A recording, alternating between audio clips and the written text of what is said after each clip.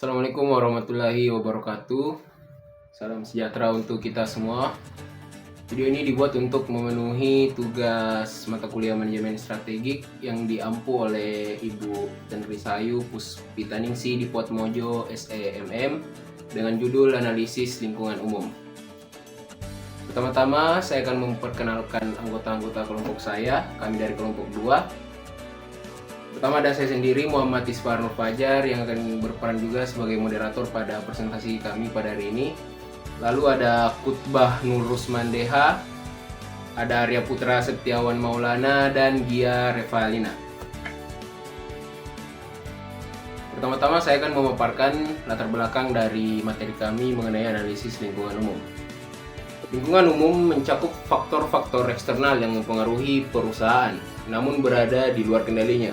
Unsur-unsur dari masyarakat luas yang berdampak pada perusahaan dan operasinya merupakan bagian dari lingkungan umum. Faktor-faktor ini dapat mempengaruhi operasi dan kinerja perusahaan, termasuk keputusan pelanggan untuk membeli produk. Oleh karena itu, manajemen perlu mempertimbangkan faktor-faktor ini saat merencanakan bisnis mereka. Adapun poin-poin pembahasan pada pemaparan kali ini ada 5. Yang pertama, elemen analisis lingkungan umum mengenai elemen ekonomi, politik dan legal, elemen lingkungan, elemen teknologi, dan elemen sosial budaya. Saya akan membawakan materi pertama, elemen ekonomi. Memahami lingkungan ekonomi suatu negara sangat penting jika Anda ingin melakukan aktivitas pemasaran produk secara internasional. Lingkungan ekonomi adalah kondisi ekonomi di negara tempat organisasi internasional beroperasi. Kondisi ekonomi memiliki dampak yang kuat terhadap kinerja bisnis karena dapat mempengaruhi pendapatan atau pengeluaran bisnis tersebut. Adapun indikator-indikator dalam lingkungan ekonomi, ada struktur ekonomi, pertumbuhan ekonomi, inflasi, suku bunga, tarif pajak, pengeluaran pemerintah, kurs, kondisi pasar modal, tingkat pengangguran, tingkat kepercayaan konsumen, dan ketersediaan kredit. Baik, demikian sedikit materi yang dapat saya paparkan. Untuk materi-materi selanjutnya akan dilanjutkan oleh rekan-rekan saya. Baik, di sini saya akan menjelaskan pada poin kedua, yaitu politik dan legal. Pemerintah dapat secara langsung melanggar peraturan perundang-undangan berdasarkan filosofi politik dan hukumnya. Karena kemajuan teknologi yang ada, kini penjual dan pembeli semakin mudah dalam meluncurkan usahanya. Namun, negara-negara masih belum memiliki kemampuan untuk memaksa dunia usaha agar mematuhi undang-undang dan peraturan mereka sendiri. Akibatnya, lingkungan politik dan hukum di negara tempat mereka beroperasi atau yang diperkirakan akan beroperasi di masa depan dipengaruhi oleh bisnis global yang disebutkan di atas. Sistem politik dasar adalah struktur politik dan administratif suatu negara yang meliputi berbagai undang-undang, peraturan, organisasi, dan individu. Konsep dasar dari suatu sistem politik mencakup filosofi masing-masing sistem mengenai hak-hak individu dan kelompok, serta peran pemerintah. Kebijakan ekonomi dan lingkungan bisnis lokal dibentuk oleh kebijakan yang dipengaruhi oleh filosofi politik. Adapun yang pertama, lingkungan politik. Lingkungan politik mencakup faktor eksternal seperti pemerintahan negara atau urusan masyarakat yang berdampak pada perusahaan. Istilah pemerintahan memiliki makna yang luas, mencakup otoritas pusat dan daerah, organisasi pemerintah, serta badan otonom seperti Bank Indonesia dan otoritas jasa moneter.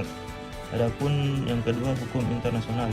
Hukum internasional mengacu pada kumpulan pedoman dan prinsip yang dianggap wajib oleh banyak negara dan yurisdiksi.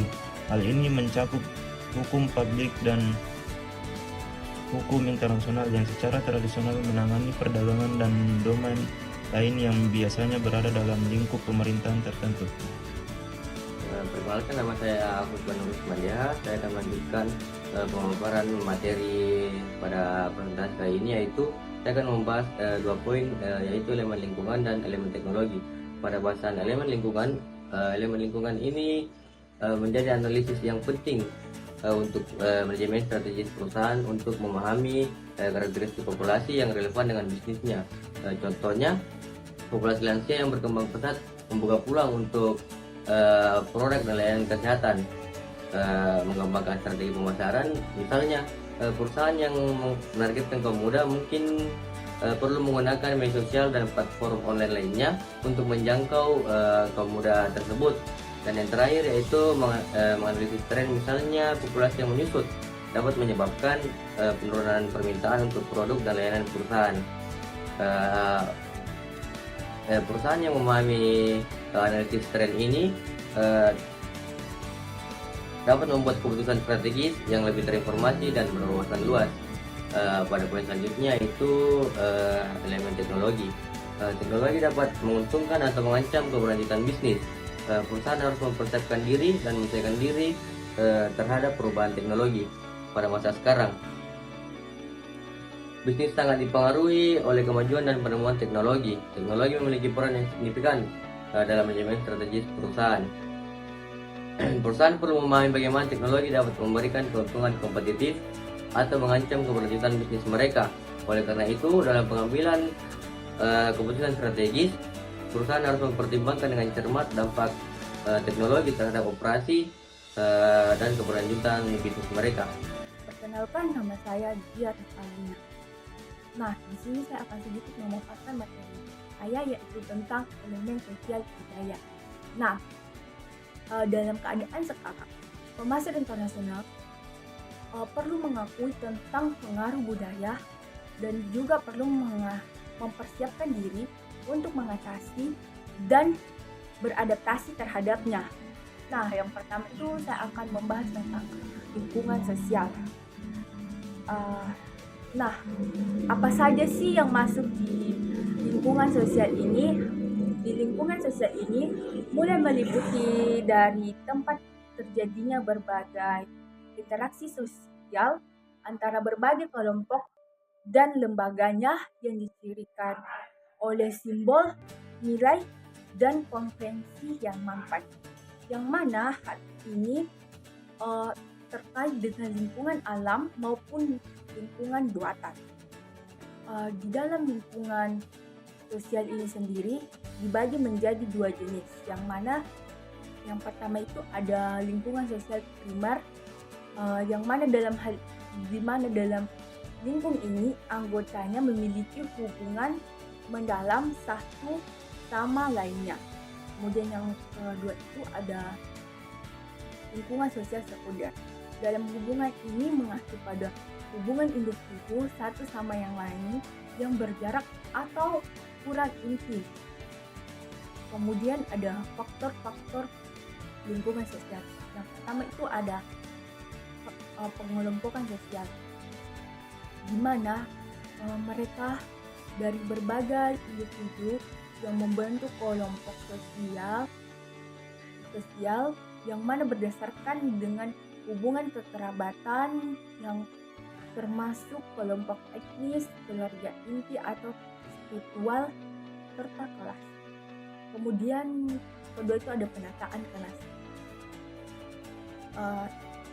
Seperti yang kita lihat dalam komunitas, banyak individu hidup berdampingan. Nah, struktur sosial memainkan peran penting dalam menjamin kehidupan yang teratur. Untuk membina kerjasama dan interaksi yang konsisten di antara para anggotanya, kerangka ini dapat ditetapkan melalui peraturannya. Agar setiap individu harus memahami perannya, kontribusi, dan harapannya dari orang lain dengan jelas. Kemudian ada pranata sosial. Kebanyakan lembaga sosial didirikan dengan tujuan untuk mengelola lingkungan pemukiman yang merupakan faktor penting bagi kelangsungan hidup masyarakat. Nah, yang keempat atau terakhir itu ada kebutuhan sosial. Bisa dikatakan bahwa keinginan individu untuk memenuhi kebutuhan pribadinya mempengaruhi lingkungan sosial tempat mereka tinggal. Mengingat sifat sosialnya bahwa sangat jelas mereka tidak dapat memenuhi semua keinginannya secara mandiri, sehingga perlunya ada interaksi sosial. Kemudian ini saya akan membahas tentang lingkungan budaya. Nah, di lingkungan budaya ini ada benteng alam budaya yang bisa ditemukan, yang mana kita dapat temukan itu di pedesaan, perkotaan, hutan, kota, serta struktur arkeologi tetap di darat atau di bawah air, konstruksi dan berbagai lingkungan. Berbagai lingkungan terbangun pada periode sejarah yang berbeda, termasuk mulai dari jembatan, jalan, saluran listrik, industri, dan kawasan pelabuhan merupakan contohnya. Nah, di sini ada 3 konsep lingkungan budaya. Yang pertama itu ada sepanjang sejarah, merupakan bukti aktivitas dan interaksi manusia dengan lingkungan dapat diamati. Lingkungan budaya berdiri dari latar arsitektur, berbagai jenis lanskap dan budaya. Kemudian yang kedua ada konsep lingkungan budaya seringkali diasosiasikan dengan persepsi positif di masa lalu, di mana sisa-sisa budaya kuno dan modern dapat ditemukan di sekitarnya. Kemudian yang terakhir atau yang ketiga, nilai lingkungan budaya berbeda-beda. Di sini mencerminkan budaya, zaman, dan lokasi di mana lingkungan tersebut berada. Dan aspek-aspek ini dapat berkembang secara seiring berjalannya waktu, dan juga selain itu lingkungan budaya mencakup tempat-tempat yang mungkin membangkitkan sentimen yang sebaiknya kita hindari. Demikianlah pemaparan saya. Assalamualaikum warahmatullahi wabarakatuh. Baik, demikian keseluruhan pemaparan materi dari kelompok kami. Selanjutnya saya akan memaparkan kesimpulan dari keseluruhan materi. Analisis lingkungan umum, yakni lingkungan ekonomi suatu negara, memiliki dampak yang signifikan. Lingkungan politik dan hukum di negara, tujuan operasi bisnis juga memainkan peran penting dalam pemasaran internasional. Analisis lingkungan terutama aspek demografi seperti jumlah penduduk, distribusi usia, dan faktor-faktor sosial budaya membantu perusahaan dalam mengidentifikasi peluang pasar. Kemajuan teknologi memiliki dampak yang besar dalam pemasaran internasional. Budaya lokal memainkan peran penting dalam pembentukan permintaan pasar dan strategi pemasaran. Semua elemen analisis lingkungan umum saling terkait dan mempengaruhi satu sama lain, dan pemahaman yang mendalam tentang setiap elemen ini penting untuk kesuksesan perusahaan ke depannya.